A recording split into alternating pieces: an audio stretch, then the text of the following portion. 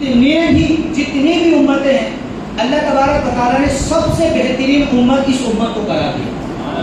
اچھا، اس امت کے اندر بھی تمام کے تمام افراد ایک مرتبے کے اعتبار سے بہترین نہیں ہیں، بلکہ پیارے آقا علیہ الصلوۃ والسلام نے اللہ تبارک و تعالیٰ نے آپ کی زبان کے ذریعے قرآن کریم میں بیان فرماتے کہ بہترین امت یہ امت ہے دیگر امتوں کے مقابلے میں۔ لیکن نبی کریم صلی اللہ تعالیٰ علیہ وسلم نے مزید تفصیل بیان کرتے ہوئے ارشاد فرمایا کہ یہ امت دیگر امتوں کے مقابلے میں تو بہترین ہے، لیکن اس امت کے کچھ افراد ایسے ہیں کہ وہ اس امت کے دیگر افراد کے مقابلے میں بہترین ہیں۔ وہ کون سے ہیں؟ نبی کریم صلی اللہ تعالیٰ علیہ وآلہ وسلم نے ارشاد فرمایا، مسند امام احمد کی حدیث مبارکہ ہے، حدیث 37,126 حدیث مبارکہ، نبی کریم صلی اللہ تعالیٰ علیہ وسلم نے ارشاد فرمایا، خیر امتی القرن الذی بعثت فیہم ثم الذین یلونہم۔ نبی کریم صلی اللہ تعالیٰ علیہ وسلم نے ارشاد فرمایا کہ میری امت کے بہترین لوگ اس زمانے کے ہیں جس میں مجھے بھیجا گیا، یعنی میری امت کے بہترین لوگ اس زمانے کے ہیں جس زمانے میں مجھے بھیجا گیا، پھر وہ لوگ بہترین ہیں جو ان کے بعد والے۔ تو نبی کریم صلی اللہ علیہ وسلم کے زمانے کے اندر صحابہ کرام موجود تھے، اور صحابہ کرام کے بعد کا جو زمانہ ہے وہ تابعین کا زمانہ ہے۔ تو نبی کریم صلی اللہ علیہ وسلم ارشاد فرماتے ہیں کہ اس امت میں بھی بہترین لوگ وہ ہیں جن کی طرف مجھے بھیجا گیا ہے۔ اور پیارے آقا علیہ الصلوۃ والسلام کے زمانے مبارکہ میں صحابہ کرام موجود تھے، تو علماء کرام فرماتے ہیں کہ اس حدیث مبارکہ سے تمام امتیوں میں سے بھی بہترین افراد جو خاص کیے گئے ہیں وہ صحابہ کرام علیہ رضوان ہیں۔ اسی طریقے سے پیارے آقا علیہ الصلوۃ والسلام نے ایک اور مقام پر ارشاد فرمایا،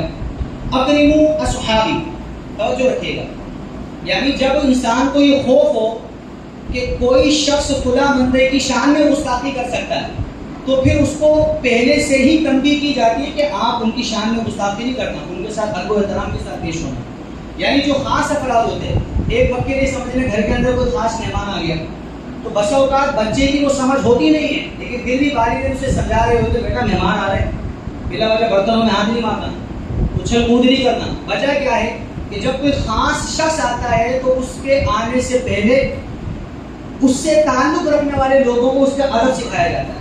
کہیں ایسا نہ ہو کہ قصدن یا بلا قصد کوئی ان کی بے ادبی کر کے کہیں ایسا نہ ہو کہ جس کے مہمان ہیں اس کی ناراضگی کا سبب بن جائے۔ تو نبی کریم صلی اللہ علیہ وسلم غیب کی خبر دیتے ہوئے ارشاد فرماتے ہیں کہ ایک وقت آئے گا کہ صحابہ کرام کی گستاخی کی جائے گی۔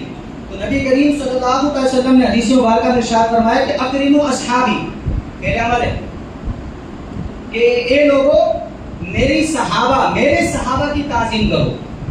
فإنہم خیارکم، بھائی کیوں تعظیم کریں؟ نبی کریم صلی اللہ علیہ وسلم نے آگے وجہ بھی بیان کی کہ اے لوگوں میرے صحابہ کی تعظیم کرو، وجہ یہ ہے کہ فإنہم خیارکم، کہ بے شک میرے صحابہ تم تمام لوگوں سے بہترین ہیں، ثم الذین یلونہم، پھر وہ لوگ بہترین ہیں جو ان سے ملے ہوئے ہیں۔ ایک اور مقام پر پیارے آقا علیہ الصلوۃ والسلام نے صحابہ کرام کے منصب کی رعایت کرتے ہوئے صحابہ کرام کی میں تعظیم اور پھر آگے چل کر جو تعظیم نہیں کرتا ان کے بارے میں پیارے آقا علیہ الصلوۃ والسلام نے کیا ارشاد فرمایا۔ اس موضوع کو بیان کرنے کا مقصد یہ ہے کہ آج اگر دیکھا جائے کھلم کھلا، یعنی اگر کوئی میرے دنیاوی مفاد کے لیے خدمات سر انجام دے، آج جو میری جان بچا لے، آج جو مجھے بازار میں کھلم کھلا گھومنے کی اگر کوئی مجھے قدرت دے دے تو لہٰذا میں پوری زندگی اس کا احسان مند رہتا ہوں۔ یا میں ڈر کے جی رہا تھا، میں بازار میں اس لیے نہیں جاتا تھا کہ مجھے لوگ مار دیں گے، لیکن یہ شخص ہے کہ جس نے اپنے تن من دھن کی قربانی دے کر مجھے بازار میں کھلا گھولنے کی قدرت دی۔ یہ وہ شخص ہے کہ دینی دنیاوی اعتبار سے میرا بہت بڑا نقصان ہو سکتا تھا، لیکن یہ شخص تھا کہ جس نے اپنے وقت کی قربانی دی، اپنے خاندان کی قربانی دی، اپنی جان کی قربانی دی، اپنے مال کی قربانی دے کے اس شخص نے میرے دنیاوی مال کو بچایا ہے۔ تو دنیاوی مال کو بچانے والے کے لیے ہماری نسلیں تا قیامت اس کا احسان مند ہوتی ہے، لیکن صحابہ کرام نے اپنی جان کے نذرانے دے کر ہمارے ایمان کو بچایا۔